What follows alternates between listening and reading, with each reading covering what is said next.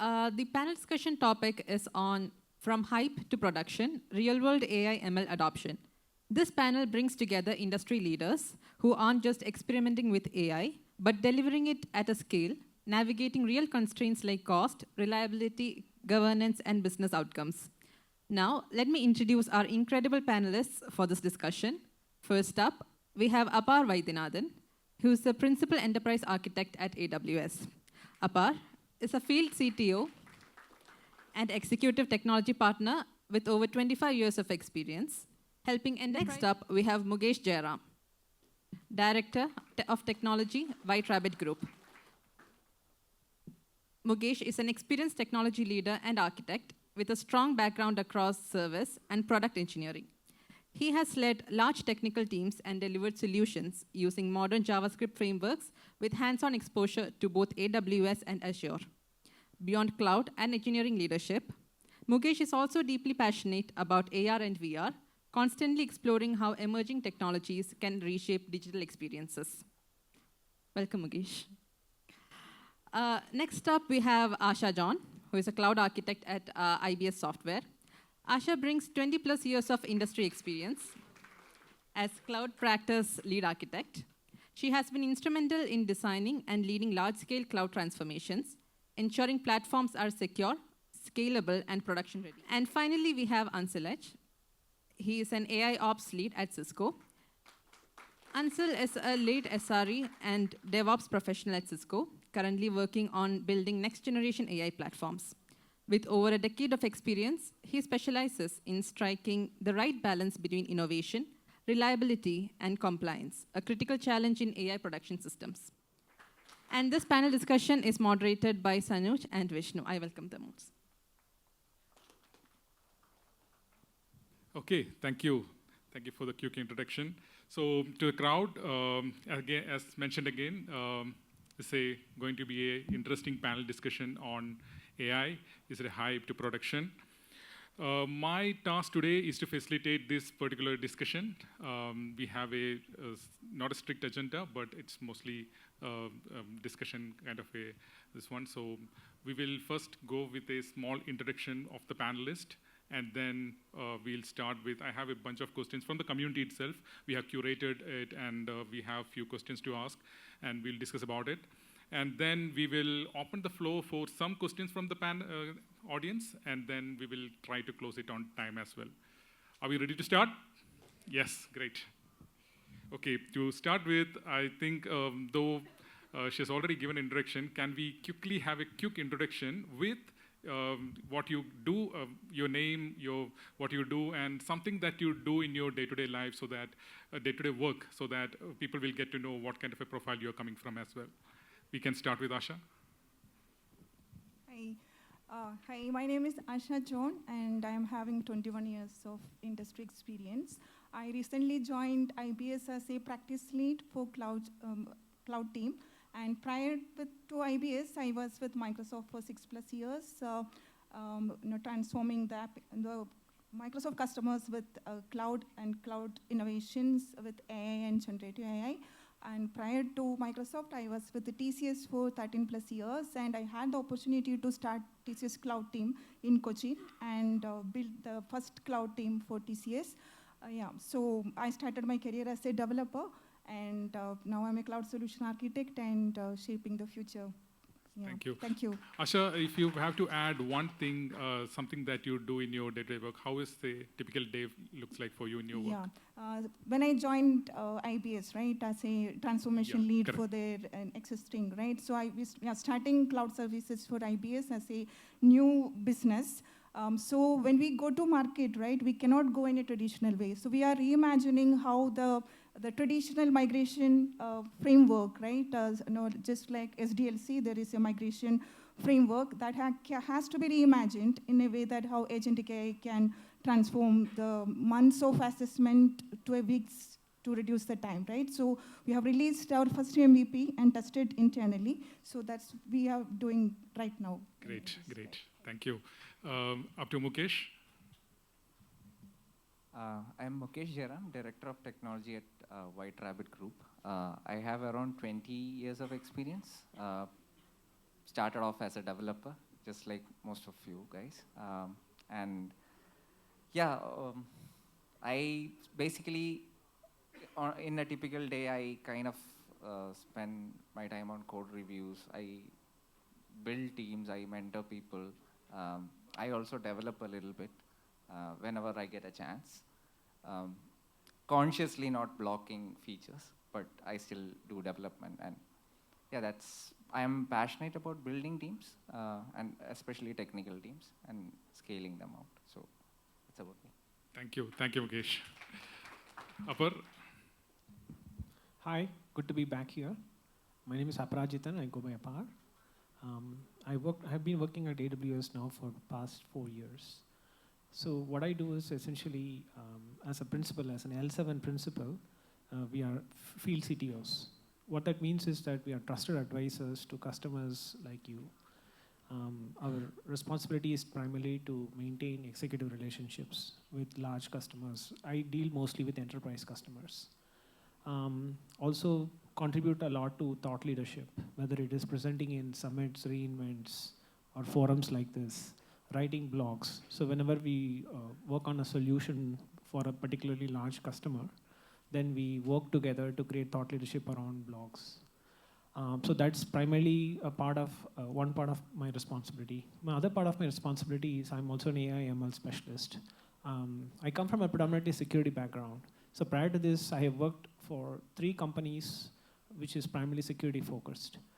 But I switched to ML, not because of GenAI, before even GenAI became what it is today. But then once the GenAI part became very mainstream, then I pivoted to that. So I've been also a AI ML GenAI specialist at AWS, and I help customers like you to migrate, modernize, onboard AI ML services on AWS. So that's the other part of what I do. So I have overall 25 plus years of experience. I have masters in electrical engineering and MBA.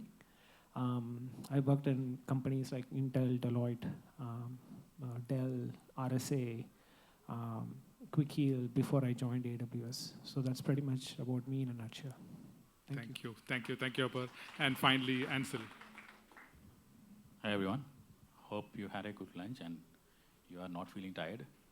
So my name is Ansil, and I have close to 20 years of experience. I started as a data center support engineer, and then joined IBM as one of the PCDs engineer. So started from the hardware background, then slowly transitioned to Linux. I joined HP, then migrated IBM systems to x86. Then, yeah, you know the boom of Linux. Then Linux was becoming the enterprise. So then, after spending some time, I joined Oracle and supporting the customers who use Oracle Linux and Oracle VM. Then pivoted myself to microservices. So learned Go, Docker, Kubernetes. Then I joined Nutanix. So if you know Nutanix, yeah. So then I joined Rancher because Kubernetes was my first preference. So Rancher got acquired by SSA. Then I felt like saturated, like there is nothing more to do from the Kubernetes standpoint. Every day, the same issues, same logs, yeah, kind of similar faces. Then I joined an AI company called ArmorBlocks. They were building email security systems. So they wanted an SRE DevOps guy. So even though I was not primarily from that background, they trusted me. So I joined that company and fine-tuned their infra and had provided value for their systems, like reducing the cost, operational cost. That company got acquired by CISCO. That is why I'm at CISCO. And here we are building the AI capabilities, whatever the team needs to build the AI systems. So we are managing the infra, building, managing, and even tuning it based on the needs. So yeah, I'm part of the community for quite some time. I've been a speaker, and even I was an attendee just like you before. So yeah, I'm here. Thank you, Ansil. Thank you. I think we have a very diverse set of people here with skills and segment where they work as well. Let's make it more fruitful, and be ready with your questions as well. Once it's open to the floor, it's your time. Okay, to start with, we will start with a very generic question. That is, what does AI means to you in your day-to-day work, or what does it mean to you? You can start with Asha, yeah, please. For me, it's the productivity multiplier. It started like the release of ChatGPT to 2023 onwards, right? It starts from writing an email assistant, right? And paraphrasing the technical writing, right? It's all started like that. And today, it's helping me to remove the the inhibitions and procrastination to start any kind of technical work in day-to-day life, right? So it is not by replacing people, but it is by removing the friction between our intelligence, our own intelligence, and the assisted intelligence that AI brings to. That is AI for me. Okay, thank you. Mukesh? So prior to AI, there were like a lot of tasks.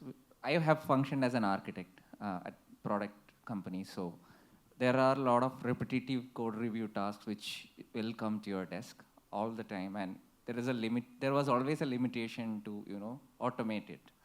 And recently, I've been using Gemini's models for code review, and I've been using GitHub's Copilot as well. And a lot of non-business code review, tasks could be automated to a very good extent. And it has kind of solved a lot of problems in that aspect for me. Of course, like Asha mentioned, I have been using it for writing emails, writing blogs, even doing research, like searching over the web and finding information has become very easier, especially when I use deep research or any similar, context. And yeah, that's all. I kind of use it, and for business and personal as well. Okay. So we can say like it's kind of a companion to you. It will help you with your day-to-day work. Absolutely. So, and even when I develop, I kind of delegate a lot of tasks to AI. Of course, I have to read it. I have to even polish it. There are a lot of issues that might come up when I don't look at the code. But it has become a very, very reliable companion, to be honest. Got it. Yeah, we will come to certain points that you mentioned the next round, but yeah, sure. Let's hear from Apar. So AI, think of it as, AI is software, right? Essentially, it's a software that learns patterns from your data and helps convert that into insights, generate content, including code, and essentially extends your capability, right? I usually think of AI as, who have seen Iron Man, right? Most of us would have seen Iron Man. I'm sure you must be familiar with the Jarvis character, right? Essentially, it's about moving the undifferentiated heavy lifting, right? Things that, as humans, we know we can do, and depends upon each human, right? And moving that part to an assistant so that you are focusing on more value-added tasks. So think of it as an individual, think of it as a team, think of it as a segment, organization. It's about how we can raise ourselves, improve our productivity by moving some of the non-value adding tasks to AI. So that is how AI is today, right? And that's how we've been using it. Okay, got it. Thank you. Ansil? Yeah, for me, coming from an operational background, it's a revolution, I would say, because my juniors stopped coming to me for asking clarification or asking questions. Your job is at stake. So I could focus on something complex which I can work on. So I'm not getting interrupted. So yeah, as complemented to what Apar mentioned, it's a buddy. So whenever there is a new technology, I use AI to learn what that code does, so that I don't have to do the guesswork and try to configure something, expect some output, then making sure, yeah, that is how it works. So I saved a lot of time. So it was very easy to fail fast because I know, yeah, that is not going to work. So that I don't have to waste time. So I can jump onto something which may work. So yeah. Great. So each of them have their own version of AI with them. Nice. Glad to hear that. So now that we have set some context, let's get into a little more deeper. So the next question is around how AI has changed the industry. Like, what are the things that you have seen changing from your customer's point of view. For example, for Asha, in the service sector point of view, it might be the requirements from the customer, how that has changed, or how AI has made changes, or something that has changed once AI came as a mainstream. What are the changes that you've seen which wasn't there earlier from your customer side? The first change that I experience now from the customer, when we talk to them for any of their requirement, right? They say they have no other budget than anything AI. Okay. So next 1 year.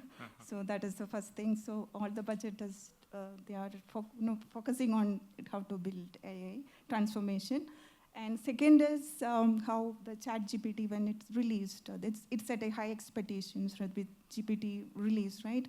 They wanted to have that consulting and the technical support on how to reimagine their existing business value, and in a such a way that this AI is costly. So identify the critical business value use case, and to start with and do a POC and in a trustworthy manner. As you said, hype to protection, right? To fragment that confusion, right? And guide them in the real value business use cases. That is the main change. Got it. Thank you. Yeah. Thank you. How about you, Ansil? Coming from an operational side, how has it changed from your customer, could be internal users? Yeah, so customers know they want to use AI, and they don't know where to use it. So we have to guide them, okay, this is a place where you can actually implement AI and solve a solution. So at Cisco, we are solving mostly security issues or security-related projects. So how can a company protect their asset, and how they can, even within Cisco, we use the platform for integrating with other products. So as of now, if you look at it, Cisco have hundreds of products, which is kind of decentralized. Everyone have their own UI, their own way of managing it. So we are combining all those experience together, unifying it, and providing an AI assistant. And of course, we are giving other capabilities, like it can take actions, it can detect issues. So we will be slowly releasing that to end customers who will be using Cisco products. So as of now, customer is interested in how can I reduce the time to RCS on one issue. Suppose there is a Meraki device that is not performing well, how AI can be used to troubleshoot the issue, because there can be hundreds of branches, and one person to go and check that one branch issue, that may not be that productive, because it's going to take a lot of his time. So we are solving those kind of problems. So customers are excited, and we are trying to deliver those products as we promised. So still we are into pre-production, or we can say private GA. So the enterprise level, the expectation is very high. So they ask this, give me that solution now. But it's not there yet. So that's the say we are now. Okay. Mukesh, from you, coming from both the product and service side, how do you see this shift? Yeah, so like Ansel mentioned, so a lot of customers on the services side would say, why can't you deliver sooner? Why would it take so much time? You have AI now. The same thing happens on the product side as well. When the business comes in, and when we provide a timeline, they are asking, why so much time?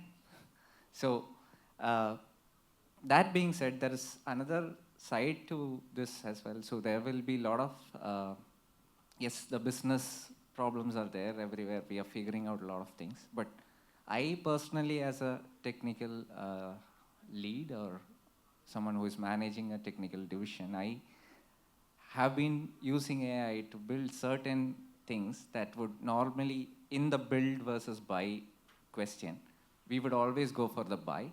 Now I can do certain things, I can actually build it out without depending on a lot of other people, without troubling the bandwidth of the team. So there's been pluses, there's been minuses, and everything is still evolving. Like a couple of years ago, the models were not too sharp. Now it's completely different. It's automatically making smarter every day. Yeah. But with the right people, like Apar mentioned, it actually adapts to who is actually using it. And if somebody is fast and knows this area, knows the code really well, they'll be able to utilize it much better than someone who is new. Okay. So I think one thing Mukesh mentioned may resonate to every one of us, like the expectation from us has been increased as engineers, like when to deliver, why it's taking too much time to deliver. Is that so for anyone out there, or is it only for me? I think, thank you. Okay, so we heard from the operations side and product side as well. There is a huge demand, there's a time, everybody's trying to adapt to new technology, the AI, Gen AI, etc. So, but now there's another demand over here, right? In order to facilitate these things, there should be someone. That is where Upper comes into picture. So Upper, as being in a hyperscaler, how do you see, how is AWS or any hyperscalers for that matter coping up with this high demand on AI, especially in the situation where we have not so much resources of GPUs which is available, and there is a serious not regulation I can't say, but a strict resource crunch in GPUs. How do you see that and how AWS is tackling it? Sure. But before that, do you want me to answer the previous question also? Please go ahead. I think this will be very interesting for this panel, for this members to hear, right? See, working at AWS, right, it can be a very humbling experience. See, the moment we get up, right, I order things on Blinkit, Swiggy, all my medicines are get delivered through Pharmacy, right? What else? I watch Geo Hotstar, right, where it scales to 50 crores, something like that. It's insane number, right? Paytm, Digiyatra. These are just few of the many, right? Large customers like Wipro running their industrial automation, Infosys doing their tennis platform. Everything runs on AWS, right? And it can be a pretty daunting experience. And all these customers that I touch, that we touch, we've seen how they adopt and how they embrace AI. And I'm really proud to say that we are becoming an AI-first country, AI-first customers. The amount of Gen AI adoption that has grown in our customers base is sometimes, it's crazy. Now, the second part of it, being at Amazon, right, we believe at consuming our own dog food. I have been at AWS now for 4 years, I mentioned, right? When I started, it was not so much of Gen AI, except that our annual ratings and compensations are generally done by ML models. But now we have everything that we touch. The moment I open my laptop to, just get, in many companies, you would see that we use AI. But I have never seen any company adopt AI as much as Amazon does. Now, everything and anything that we touch is completely agentic driven. There is not a single aspect of our day-to-day work at Amazon that doesn't go without touching large language models or generative AI. And that's a pretty big thing. So that's first part of your question. Now, second I will come to, right? See, the demand for generative AI, especially with the multi-agentic, the agentic workflow is going to get larger and larger. So AWS commitment is that, I'm sure you must be knowing, Graviton 5, Inferentia, Trainium. So these are all custom silicon that Amazon has invested significantly, right? I don't know if any of you saw the Matt Garman's reInvent opening keynote. So one of the things he mentioned was just fascinating. Almost all the models, large language models that is currently deployed on Bedrock runs on, any guess? Trainium and Inferentia. They are not necessarily running on NVIDIA. Even though we have great partnership with NVIDIA, all these models that you currently use on Bedrock, with Kiro, with Q, everything is running on Amazon's custom chipset. So that's how we are scaling. So we are scaling through strong partnership with NVIDIA. We are also scaling through investments in custom chipsets. We are investing in data centers. We are investing in advancing the silicon. We are also investing in marketplaces, which means that we want more customers to put their models on our marketplace that can be consumed through the Bedrock simple API.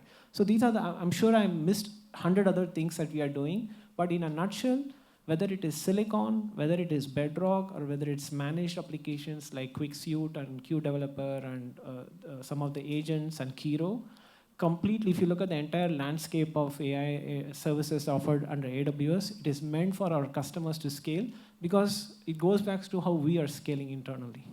I hope that gives you some clarity. Yes, definitely. Great. Okay. So we touched upon a few points here, like how the customers are demanding for new technology or new applications that's coming into picture in your internally in the company itself. But there comes another question: how is AI getting into production? Being evolving. Like many people say, like it's hard to move from an AI application from an MVP to production level. How do you see that? Or what are the challenges that you might have faced in your organization when you are maybe developing a new AI application or shipping it from MVP to production? What are the major challenges that you have faced? Yeah, it's as you already see that, right? It's very easy to develop an agentic AI or any AI-based application in a POC or MVP level. The moment we think about productionize it, so we are productionizing our IP, it starts from its security, data privacy, that also including the copyright of code, source code, right? It starts from the, so our customers are first looking at how their code will be protected if I am using code assistants like GitHub Copilot. And then there will be challenges where the security, right? The prompting and when it is opening, like how it is guardrailing with the prompt conditioning and all. And the third is like, okay, there is a confusion where I will choose LLMs or SLMs or custom developed models, right? So it's very easy to start developing using LLMs. Yeah. So internally, my team, it's mix of experienced professional and juniors, and they started directly using LLMs. So for them, even to write, the normal code base, right? They are not trained in that, right? So they are asking why LLM can't be used rather than I write my own code in Python, right? So they think in that way. So the boundary when to use engineering and when to use agentic AI. Yeah. So when we productionize this system, so we have to what I experience is it's 80% engineering and 20% is LLMs race, right? Yeah. So we have to do a lot of engineering. We have to do a lot of security. And we have to do a lot of LLM ops, the prompt tuning and everything. So that's what I'm experiencing. Okay. Yeah, thank you. Okay. Ansil, on to you. So especially working with a company like CISCO, when your product is exposed to the outside world, how do you ensure your proprietary or IP data or those things are not getting trained with the LLM models that you're developing? Yeah, so we have two categories. One, we have our own in-house LLMs that we build. And we, of course, are a big customer of AWS. Our entire logic runs on AWS. And, of course, we consume other cloud models. So one aspect is, of course, people who is coding, they should not be putting some sensitive data. And we have some guardrails that we use. The other one is we use enterprise subscription so that they commit, they're not going to train on my data. So, of course, there are some compliance they keep. Like, even though if you're trying to expose something, they will mask it. And even you can put guardrails for the responses. So if you are getting a response from LLM, you can actually control whether it should be displayed to the user or it should be a violation of something. Right? So, so even with our own natural language model, or we call it as a deep network model. So we use our own firewall, AI firewall product to protect it, so that that model will not get sensitive data. Okay. So it is all about how you are keeping the compliance and how you are blocking the public AI endpoints, so that people won't accidentally put something there. So the laptop, how many policies they install to lock out. You cannot even plug a pen drive. So forget about accessing something. They are restricting my internet, right? So that is how we control it. So we have our own products that protects us. Thank you, Ansil. Mukesh, would you like to add on that? Yeah, so I haven't deployed an agentic AI application to production yet. Okay. So, but I have gone through an MVP to production phase with a proper normal product. So when there's a usage of agentic or usage of models for development, the issue I've seen is, like I mentioned before, if you're not really sure about what you're developing, you get into a lot of chaos and performance-related issues as it goes to production. So the MVP to prod issue mainly stands when you are semi-technical or non-technical. When you're absolutely technical, you know what you're developing. It is an absolute, it's like a car having a nitrous, okay? A good car having a nitrous. You get that speed boost. You can actually focus on a lot of other things and spend a little less time on development. Now there's another problem, which I'll tell you from my experience. So when it goes to production, now we are always thinking about security of models and passing data to models, etc. But now there's another aspect of a threat coming from outside, which is actually using AI bots.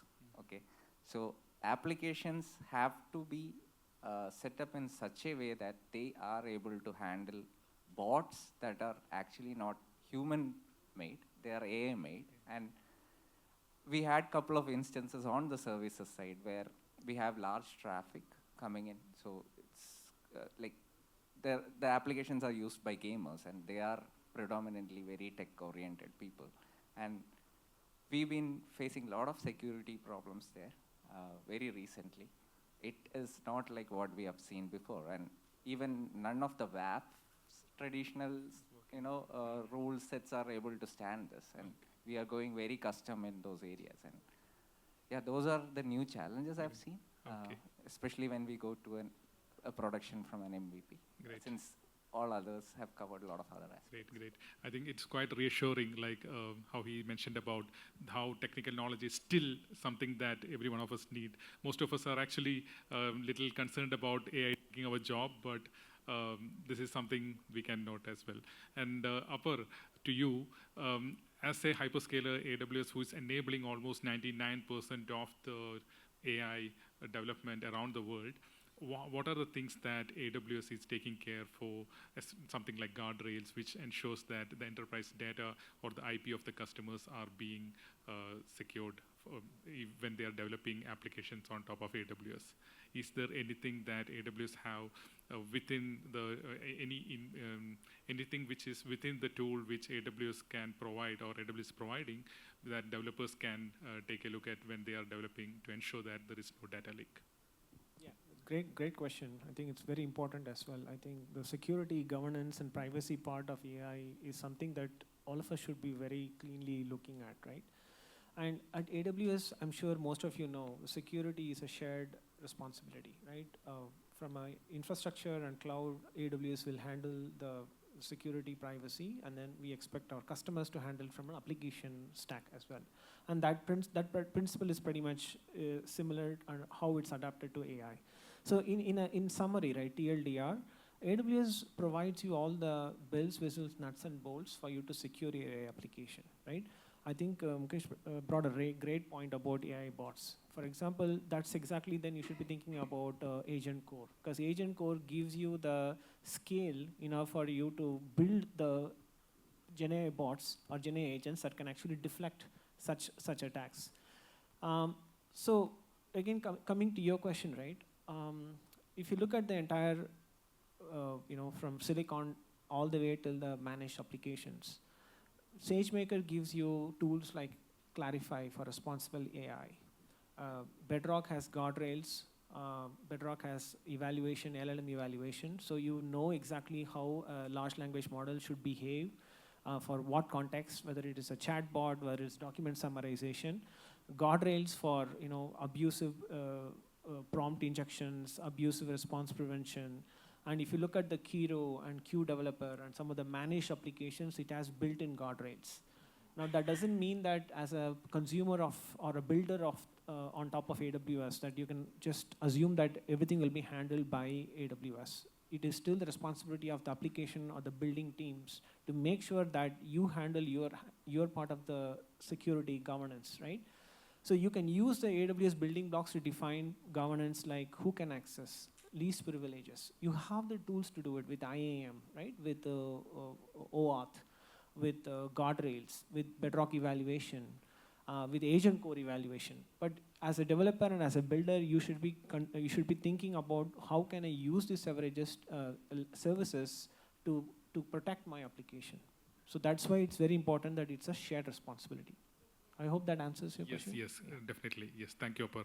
Yeah, but it's very important to note that it's a shared responsibility that developers who's developing applications also should know where to draw the line and how to make sure that that is not being exposed. So going to the next question, it is more like a generic one. Like, again, from the community itself, they ask something like, what are some of the very common AI models that you guys might have used, and why have you used that? So initially there was many models, and many things are evolving. So what is something that you guys are using, and why?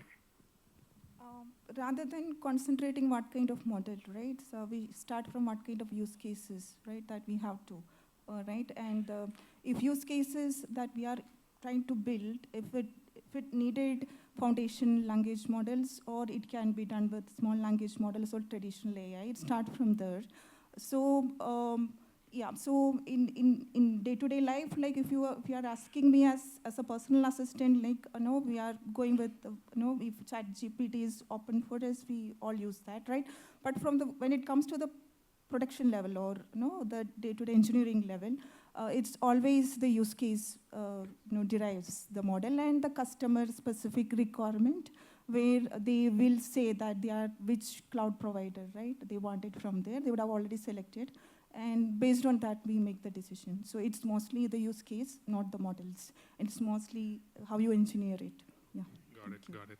Ansil, any specific examples that you can provide? We use SageMaker a lot.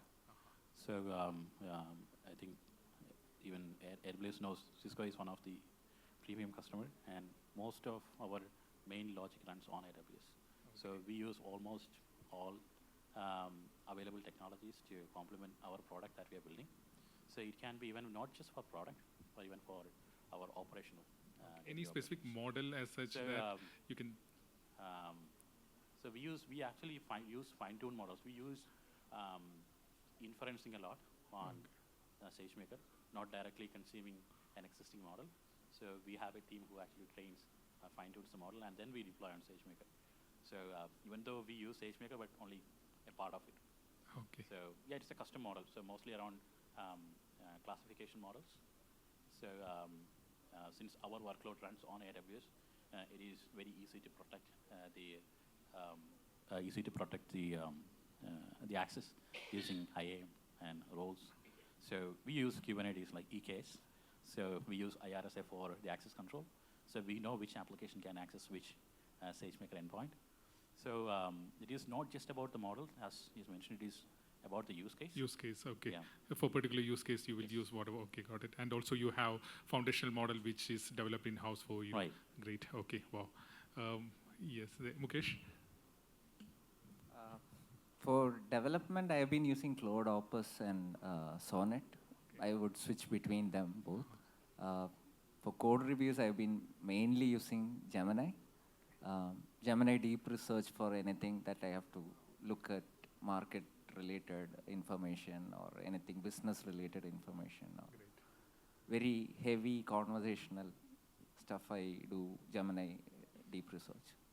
I use a little bit of Perplexity, but that's purely for personal stuff. Okay. So I may be able to give you a perspective because we work across diverse set of customers. I think one of my panel members mentioned, and it's really important, right? You don't pick the model, you pick the right model for the right use case. Especially if your use case is something low latency, high performance, you need to pick in general, the rule of thumb is you pick the fastest and the cheapest model that can get the job done. And you always experiment with multiple models. multiple model versions to make sure that what is best fit for your use case with the security and governance principles. That's really important, right? So what is more important is whether for your specific use case like banking or finance, personal finance, or code, whatever purpose that you may have, whether the model is able to get the work done in the lowest latency, cheapest cost, highest performance with the security and governance, that's the model you should go. Having said that, what we have seen is for things like agentic AI, tool calling, we've seen good traction with Amazon Nova Lite. It is a very lightweight, cost-effective model that can pretty much do what, and even Claude Haiku 4.5. So these are two frontier models we've seen for these purposes. For more advanced cases, we've seen Nova Pro. We've also seen Claude Sonnet. And for advanced use cases, including multi-agent workflows, highly complex multi-step processes, we've seen mostly Claude Opus, or some of the open weight models from OpenAI as well, and DeepSeek. So these are some of the trends that we are seeing across customers. Okay, I think Nova 3 Lite, there is a new reInvent announcement of it recent, Yes. Okay, anything specifically from the reInvent that the audience can take away, which is related to AI, which they shouldn't be missing? Yeah, definitely. I mean, just to go slightly more deeper, right? Some of the sort of important announcements from an AI perspective, right? One, Nova Act. Have you heard of Nova Act? So essentially, it's going to be, it's going to completely revolutionize the UI automation part, right? So most of the mundane UI-related tasks that we do generally, right, like UI testing, automated scripting, right? With Nova Act, that's going to be completely automated. So that is one key announcement. Second, again, it's Nova Forge.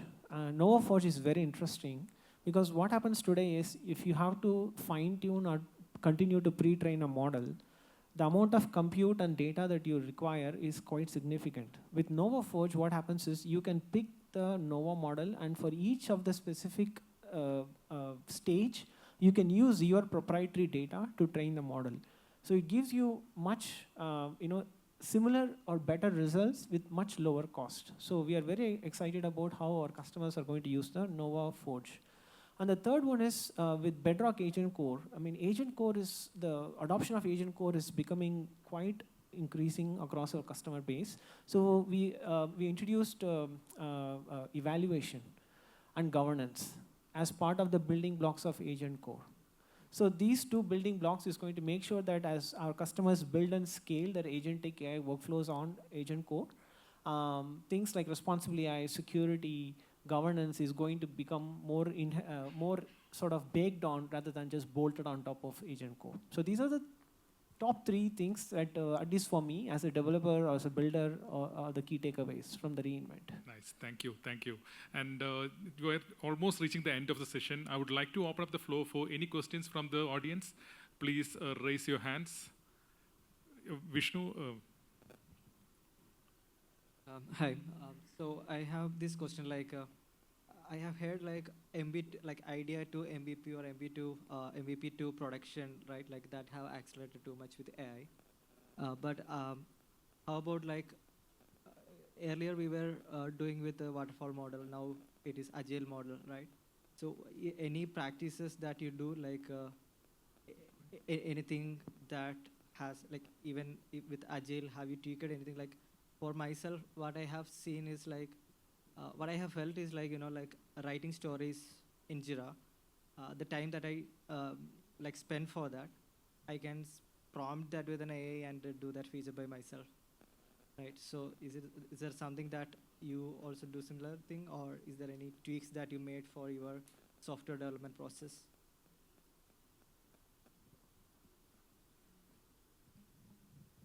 I think this should be responded by the consumer. Right now, we are in MVP, are not yet gone to production. We are in the practice team, actually. So we follow Agile only, okay? And since right now, we changed the software delivery from waterfall to Agile, right? we cannot go back to waterfall again, and we need to something new how to figure out now in AI, right? Because the entire lean left is happening. So the traditional SDLC is going to shrink in future. So that area also, right? How that from development to testing to operations and to self-healing is full of agentic AI, right? It is going to evolve. So right now it is still agile, but something newly is going to come up. That is what I Okay, thanks. expect. One more question. Yeah, please. Like on the similar lines, like there are frameworks like BMAD, or there are MCP agentic things that are adapted by developers, right? So right now, like if you're hiring a fresher, so what talent that you will look for? It will be like a front-end engineer, like with knowledge in React, such frameworks, or something like who know how to, how can solve problems with the help of AI, or what would you look for? Like how is the current interview processes are like? If you are asking my perspective to it, right? I would like to hear all your perspective. I mean, Okay, so I hire people from campus. Okay, so I don't think the fundamental aspect of hiring is going to change, where your fundamentals has to be very strong. Okay, so if you are pretty strong in your DSA and all those basic things that you need, I think that should always be there. But at the same time, the challenge is going to be, so previously you used to get your training and everything done in person, right? When you join an organization, there'll be a training plan. All those things are going to change, at least in next 2 or 3 years. It's not now, maybe in 2 or 3 years. But for a person from campus, as long as you're good in your tech skills and fundamentals, I think you have a curiosity to learn and scale. I don't think it should be a big problem. It will be tough, but I don't think there will be a problem. Anything? Yeah, I mean, great points by my fellow panelists. I will just say that, I mean, I've also been part of some of the product development, recent product development with our customers. I can't give names. And they're working on some really revolutionary recruiting systems, right? Things where it is completely without any human in the loop, right? Completely automated, AI-driven recruitment. So where you have a recruitment agent who's driving with, it's taking all the inputs from you, it's looking at your facial expressions, it's looking at your responses in real time and synthesizing whether you're responding correctly, confidently, and providing a score. And then all these inputs goes to a HR or the recruitment team, and then they are using that as a screening, right? So I completely agree with right. I mean, the fundamentals has not changed, right? We still want people who understand the basics really well, but it's about what can you do more, right? How have you learned more? How have you able to scale yourself more? I think that is going to be a key differentiator moving forward, especially for freshers. And from the customer perspective, they also changed their JD for hiring. Like instead of just calling out a front-end developer, back-end developer, they called like, okay, they want full stack, and they want even cloud, everything in one single JD for the experienced professional. That is how they are changing their requirements. So we are in a changing phase in terms of roles and responsibility in hiring. Yeah. One point to add, during our hiring, we allow people to use AI, and but they should explain the code generated by the AI. So they can immediately give a prompt, and what are the things they want to do, they can actually show the code, but they have to explain how it works. So for that, you need to know the fundamentals. So because that is how we are developing software, right? So whatever you give to AI, it is going to generate a code, then make sure that works. So how you're going to write the test cases, what kind of conditions you are checking, validations, all the things. So yeah, of course, it is going to change how the interviews are conducted. So yeah. Ansil, when you say there are interview-taking softwares, just like that, there are interview-giving AIs as well. So be very careful when you're opening it up. Any other questions? Yeah. This is a bit controversial. There are so many free AI providers these days. Even my company is giving free tokens to everyone, actually. So can you tell me, after 5 years, what will happen in this scene actually. I know AWS will survive because the model is completely different, but like all these free AI providers, what will happen? Any takes? There are like, everybody is using AI, right? And it's burning money and burning electricity. A lot of. Right now, the cost of AI for the end user is much cheaper, but maybe going on, it will be more, right? So, look, I mean, if you see the more and more as the models become more sophisticated, they're getting cheaper actually. The economies of scale are kicking in, right? So I think it's going to become much more cheaper. The input tokens and the output tokens, the costs are actually reducing. And if you see the amount of investment that has gone, and the amount, this morning I saw a presentation where, where AWS or Amazon is investing close to $35 billion, right? So we are building a lot of capacity, I think this year, 2025, Amazon is generated close to around 3-point-something gigawatts of power, right? So these companies are also investing in power generation. They're investing in custom silicon chip development. They're also investing in frontier models. They're investing in applications, right? So a complete landscape. Because I think eventually it's going to be a push. Like what cloud computing did in 2010 is what the AI is going to do moving forward. It's going to become the new benchmark, new starting point. It's about what differentiator you can add on top of it. So I'm not really too worried about the cost part of it right now. And in general, right, anything when it's free, you are the product. And I'll just add to Apar.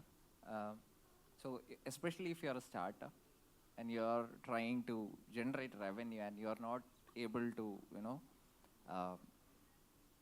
provide business, that means generate margins there, not just revenue. At some point, you'll have a problem justifying your business about your investments. AWS is operating at a different scale. They have, or Amazon has a different scale altogether. But when it comes to a startup, after some point, you will have to start generating income, on a positive side. And otherwise, you know the answer. Right? So free might not work all the time. Thank you. Anything to add or? No, I am aligned to what they have. Okay, thank you. In the interest of time, guys, we have another session which is waiting. I know there are some other questions as well. The panelists will be available. Okay, can we take one more question? Yeah, maybe quickly we can take one. This is about pre-development phase, when a customer has an idea, you brainstorm with them and then show them wireframes and mock-ups and make them show that, visualize and say, this is what you're going to get, right? So during that phase, what are the AI tools that we can use? When we have the idea, feed it into the AI and generating is clear now. But this idea brainstorming phase and then giving it to the development, that phase, do we have good solutions? Right now, if you look at the traditional UI and everything, right, it is either web-based or mobile-based UIs, right? So when the era of agentic AI, the way user is going to interact with the system is also going to change, right? It is mostly chat interfaces, right? It is, or can be the assistant in your website, right? So we are going to experience, right, the entire new SDLC in which the UI experience, right, or user experience, right, how it is going to be in agentic era. Yeah, that itself is with the code assistant tools, right, GitHub Copilot and all, right. It has the potential to start from there. So if you look at how these code assistants are